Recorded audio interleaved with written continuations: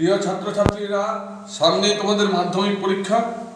এই মাধ্যমিক পরীক্ষার পাটিগণিত যে সেক্টরটা রয়েছে সেখানে রয়েছে সব থেকে একটা প্রশ্নমালা থেকে অঙ্ক তো আসেই। সেই প্রশ্নমালাটা হলো সিম্পল ইন্টারেস্ট, মানে হচ্ছে সরল সুদ কষা। আজকে সেই প্রশ্নমালাটা নিয়েই আমরা কিছু আলোচনা করব।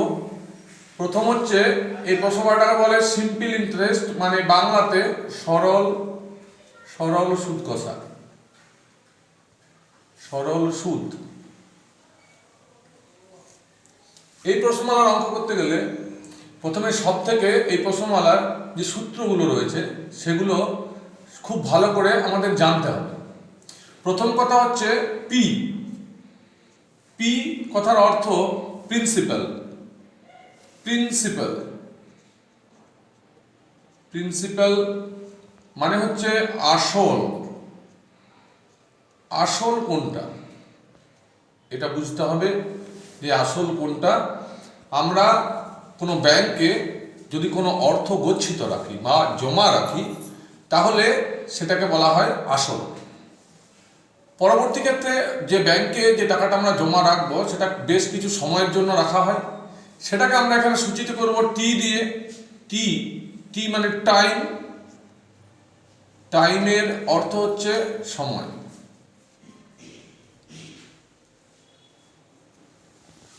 এরপর ব্যাংক একটা নির্দিষ্ট হারে সুদ দেয়। সেই সুদটা যে হারে প্রত্যেক ব্যাংকের আলাদা আলাদা সুদের হার রয়েছে সেটাকে আমরা আর দিয়ে সূচিত করব, যেটাকে আমরা বলবো rate of interest. Rate of interest মানে সুদের হার। সুদের হার। আর কি রইল? আর রইল আই, মানে ইন্টারেস্ট। ব্যাংক থেকে আমরা যে সুদটা পাই তাকে বলবো আই, মিনস ইন্টারেস্ট মানে হচ্ছে সুদ। আমি কোনো একটা ব্যাংকে ধরে নিচ্ছি যে 5,000 টাকা জমা রেখেছি। কত? 5,000 টাকা জমা রেখেছি। কত বছরের জন্য জমা রাখলাম? না, আমি 5,000 টাকা আমি 2 বছরের জন্য জমা রেখেছি। সেই ব্যাংকের সুদের হার কত? না, সেই ব্যাংকের সুদের হার ধরে নিচ্ছি 10%, 10%। এবার আমাকে এই সুদটা নির্ণয় করতে হবে। তাহলে এই সুদটা নির্ণয় করার জন্য একটা বিশেষ ফর্মুলা রয়েছে। সেই ফর্মুলাটা হচ্ছে P into T into R by 100 বা 100। P means principal, T means time and R means rate of interest, মানে 10%। তাহলে আমরা এই একটা এক্সাম্পল, একটা উদাহরণস্বরূপ একটা অঙ্ক, সেই অঙ্কটা আমরা করে দেখি কিভাবে আমরা সুদটা বের করতে পারি। সুদটা আমরা বের করতে পারি। এখানে দেখি, এখানে P প্রিন্সিপাল রয়েছে 5,000, তাহলে P এর জায়গায় আমি লিখে দিলাম 5,000 টাকা। T সময় রয়েছে 2 বছর, T এর জায়গায় রাখলাম 2 বছর। আর রেট অফ ইন্টারেস্ট রয়েছে 10%, তাহলে 10। এবার বাই 100। এবার এটা আমাকে ক্যালকুলেশন করতে হবে। ক্যালকুলেশন করতে গেলে এটাকে কাটাকাটি করতে হয়। কি করব? জিরোগুলো কেটে নিই। নিচের জিরো, ওপরে একটা জিরো কেটে দিলাম, এখানের একটা জিরো, এখানের একটা জিরো কেটে দিলাম। তাহলে ওপরে আমার পড়ে রইল 500, মানে 500 ইন্টু 2 ইন্টু 1। 500কে 2 দিয়ে গুণ করলে 1000। তাহলে আমার কি এলো? ইন্টারেস্টটা কত এলো? আয়টা কত এলো? না, 1000 টাকা। 1000 টাকা। প্রত্যেকটা প্রশ্নতে এক পি দেওয়া থাকবে, টি দেওয়া থাকবে, আর দেওয়া থাকবে, আয়টা বের করতে হবে। আবার কোথাও কোথাও কি দেখা যাবে? দেখা যাবে যে অঙ্কের মধ্যে আয়টা দেওয়া রয়েছে, আয়টা দেওয়া রয়েছে, আরটা দেওয়া রয়েছে, আর দেওয়া রয়েছে, টি দেওয়া রয়েছে, কিন্তু আমাকে বের করতে হবে পি। তাহলে ফর্মুলাটা আলাদা হবে। কি ফর্মুলা আমরা ইউজ করব? ইউজ করব সেই ফর্মুলাটা হবে, আমার এখানে এটা দেওয়া আছে, আমি ধরে নিচ্ছি এটা দেওয়া আছে, সুদটা 1000 টাকা যেটা আমার বেরিয়েছিল, এইটা দেওয়া রয়েছে, এবং এইগুলোর মধ্যে কোনো একটা মেশিন আছে দেওয়া নেই। দেওয়া নেই বলতে আমি ধরছি সময়টা দেওয়া নেই, এই সময়টা আমার দেওয়া নেই, আমি সময়টাকে বের করব। তো এই সময়টাকে যদি আমার বের করতে হয় তাহলে কি ফর্মুলা হবে, আমাদেরকে সময় বের করতে হবে, তাহলে টি এর জন্য আমাদেরকে আলাদা একটা ফর্মুলা লাগাতে হবে। কি ফর্মুলা লাগাবো, T equal I into 100 P into R, এই ফর্মুলাটা আমাদেরকে লাগাতে হবে সময় বের করার জন্য। আই মিনস ইন্টারেস্ট মানে সুদ, পি হচ্ছে আসল, আর হচ্ছে সুদের হার। এবার এখানে ইন্টারেস্ট আমি পেয়ে গেছি কত, 1000 টাকা আমার দেওয়া আছে, আমি 1000 লিখলাম আয়ের জায়গাতে, 100 লিখলাম এখানে দেওয়া আছে, আর পি পি আমার 5000 টাকা রয়েছে, তাহলে আমি এখানে 5000 টাকা লিখে দিলাম। আর আর মিনস রেট অফ ইন্টারেস্ট, সুদের হার 10% লিখে দিলাম। এবার আমি ক্যালকুলেশন করি, জিরোগুলো কাটি, 1 2 3 1 2 3, এখানে জিরো কেটে zero, 5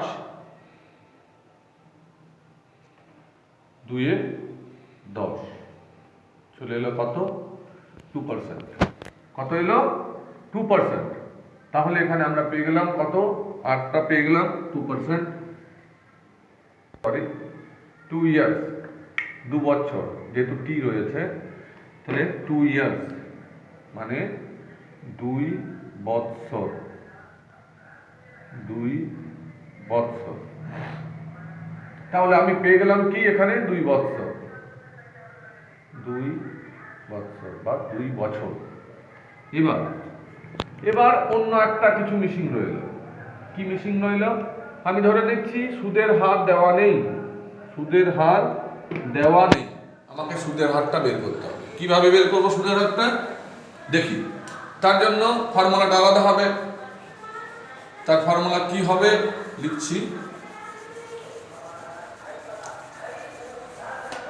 R R equal I into 100 P into T, R equal to I into 100 P into T. I means interest, P হচ্ছে প্রিন্সিপাল, টি হচ্ছে সময়। এখানে দেওয়া আছে ইন্টারেস্ট দেওয়া আছে আই 1000 টাকা ইন্টু 100, পি দেওয়া আছে 5000 ইন্টু টি সময় 2 বছর।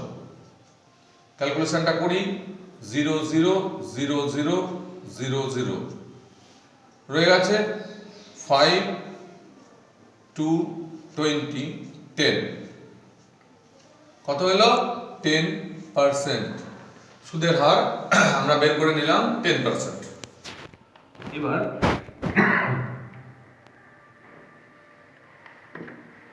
এটা হলো 10%। আমি আগেই বলেছিলাম কোনো একটা জিনিস মিসিং থাকলে সেটা বের করতে হবে।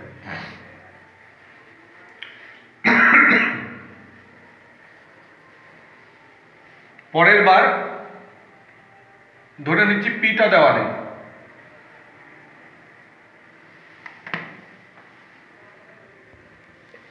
এটা বের করতে হবে। এটা বের করার জন্য কি ফর্মুলা হবে, আমরা লিখবো ফর্মুলাটা, সবাই ফর্মুলাগুলো ভালো করে খাতায় লিখে নিও। পি পি ইকুয়াল কি দাঁড়াচ্ছে, I into 100 by T into R.